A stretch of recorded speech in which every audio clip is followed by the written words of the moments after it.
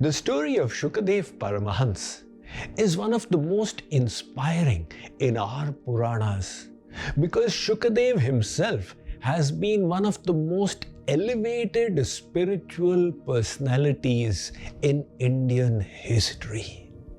So at the end of the story is a huge takeaway for all spiritual seekers. When Shukadev came to his mother's womb as the child of Vedas, like any baby, his body kept expanding for 9 months. After that, he kept it in that situation and continued residing within for the next 12 years. When his father Ved Vyas would recite a Ved mantra, Shukadev would find mistakes once in a while. Father, you mispronounced here. Ved Vyas was astonished. I am the writer of 18 Puranas. This child is not even born and he is able to find my mistakes. He said, Beta, why don't you come out? Shukadev responded, Father, I am scared of Bhagavan's Maya. If I come out, it may overwhelm me. Narad had to intervene and speak through the mother's ear. It is okay, nothing will happen, please emerge. That is when Shukadev took birth. And immediately by the power of his yogic austerities, he made his body that of a 12-year-old and walked off.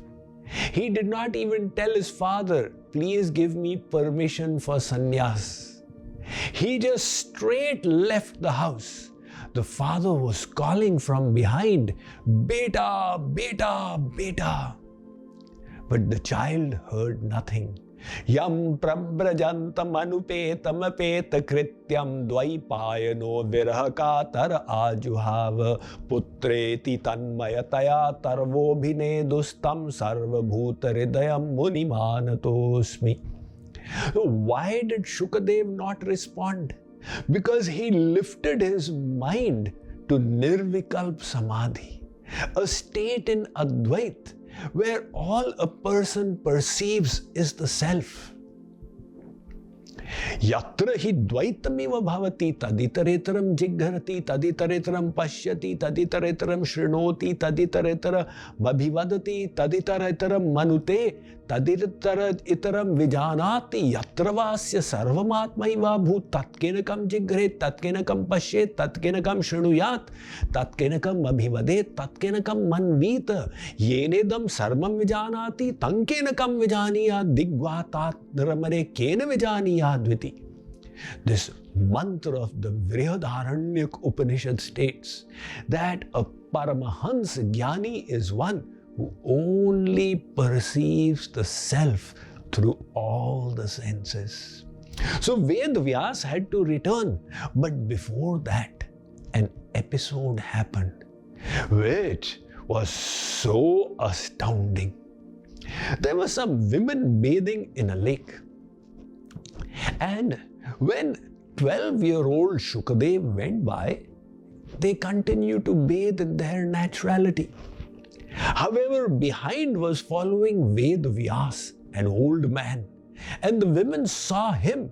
They immediately started covering themselves with their clothes.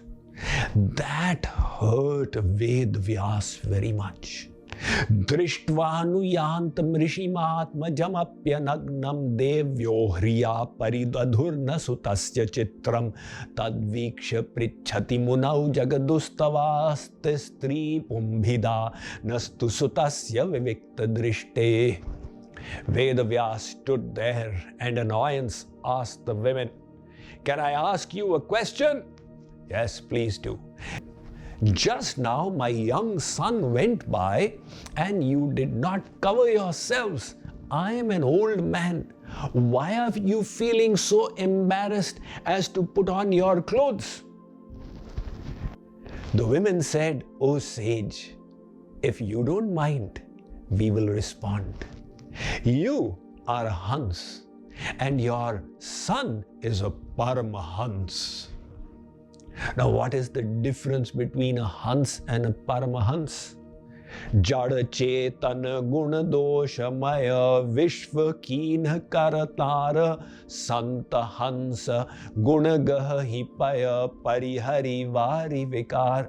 A Hans is a person who perceives this world of Maya and also perceives the all-pervading God within this Maya and grasps God, leaving out the Maya. Like the Hans, the swan, if you place before it a mixture of milk and water, the swan will drink the milk and leave out the water. So, you are an elevated Hans. You don't grasp Maya through your senses, but your son is a Paramahans. A Paramahans is one who does not even perceive the world. Sarvam khal vidham brahma, only sees God everywhere. Vedvyas said, you are right. Vedvyas, being an avatar of God, was himself a Paramahans. However, for the sake of preaching, he had lowered his consciousness to that of a Hans. So he asked, how did you ladies come to know such a subtle spiritual point? They said, any woman in this world, when she looks at the eyes of men, can make out with what sight are they looking towards her. With fatherly vision, with brotherly affinity, or lustfully. When your son went by, his eyes remained the same, as if out of stone. There's a tree, there is a lake, there are women. When you came, your eyes changed. They may have changed an annoyance. These women are breaking the rules of the scriptures by bathing without clothes in the open. But whatever be the case, when we saw the change, we realized you are not a Paramahans. Vedvyas returned from there. That Shukadev, he went deeper into the woods, sat down in a place, and he reached the 7th level of Nirvikalp Samadhi. In the subsequent months, Vedvyas wrote the Srimad Bhagavat Puran. Once, some of his students came to that spot for gathering wood and saw this youth sitting as if in Samadhi. They said, impossible, he cannot be in Samadhi. So they tried to jerk him out of it. One lifted the eyebrows and blew into the eyes. Another put a twig into the ear. A third a finger into his nose. But Shukadev's mind was actually in Samadhi, and he remained unmoved. The boys went and related the incident to their Guru Vedvyas, who immediately understood, this must be my child Shukadev. He asked his disciples to learn a verse from the Bhagavatam and go and relate it in Shukadev's ear. The boys did as told and spoke into Shukadev's ear, Varha pidam natavarvapuhu karnayo karnikaram vibhradvasah kanaka kapisham vaijayantim chamalam randhran venoradhara sudhaya purayan gopa vrindair vrindaranyam swapadaramanam pravishad gita kirtihi. This verse is from the 10th canto of the Srimad Bhagavatam. It describes an evening scene. Shree Krishna had gone into the woods to graze the cows with his cowherd friends. And at sunset, he is returning by a road next to the river Yamuna. His yellow pitambar is flying in the air. His curly hair are like cascading bumblebees. His peacock crown is residing on his head, and his body is swaying like that of a baby elephant. His flute is on his lips as he calls out the gopis by his names. When Shukadev who was in deep meditation on the formless Brahman, received this verse, he was shocked. Actually, nothing could have gone into that samadhi because his mind was held still. But it was a divine verse, so it entered the divine trance. And the light on which Shukadev was meditating turned into the personal form of God. And Shukadev thought, oh my, Shree Krishna is so enchantingly, rapturously, fascinatingly beautiful. I was unnecessarily worshipping his light aspect, the formless Brahman. He got out of his samadhi and he asked the boys, where did you get this verse from? They became scared. His samadhi is broken. He may be annoyed and curse us. So they said, we have got it from Vedas, our guru. Vedas, my father?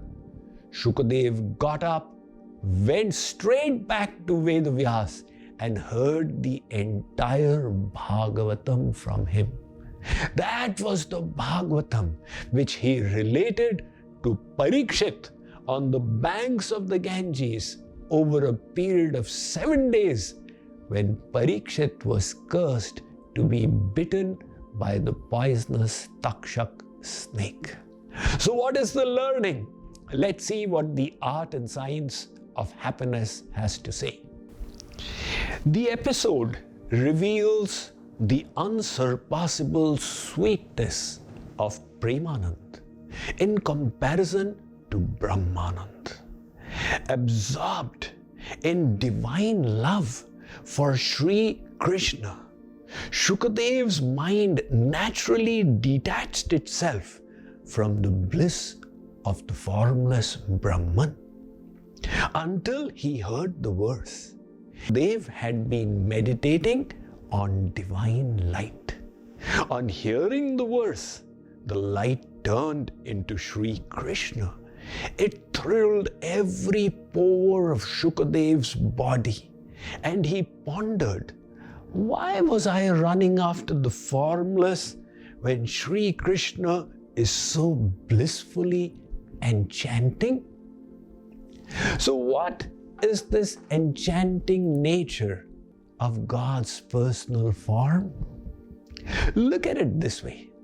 A rose is such an attractive flower, the king of flowers. People very tastefully put it on the collar of their coats. But a part of the same rose bush is its twig with its thorns.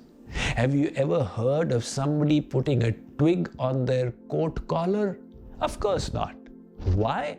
Because people would consider them foolish.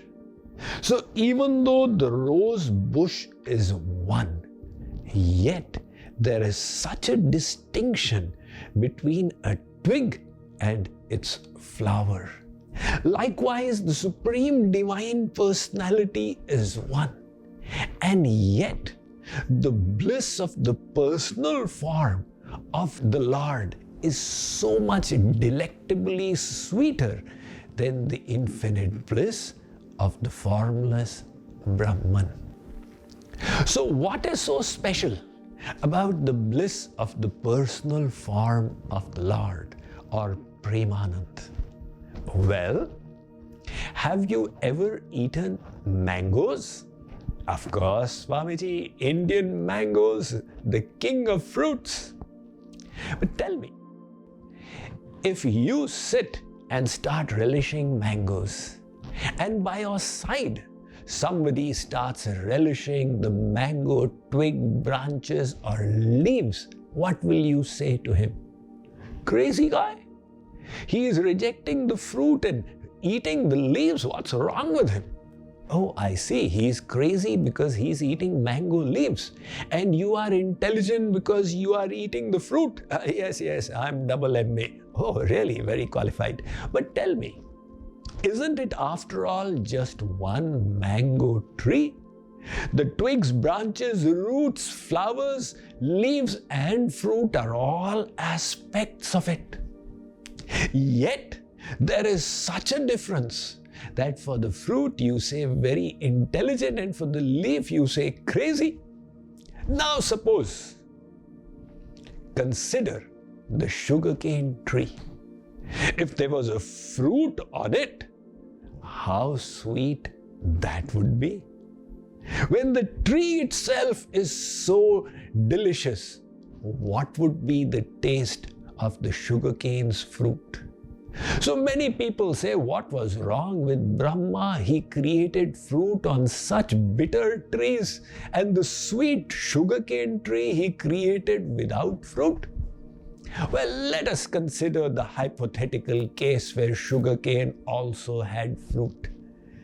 The difference in sweetness between the fruit of the sugarcane from its trunk, hypothetical case, gives us an inkling into the difference in the sweetness between the Brahmanand of the formless aspect of God and the Premanand, the divine love, bliss of the personal form of God.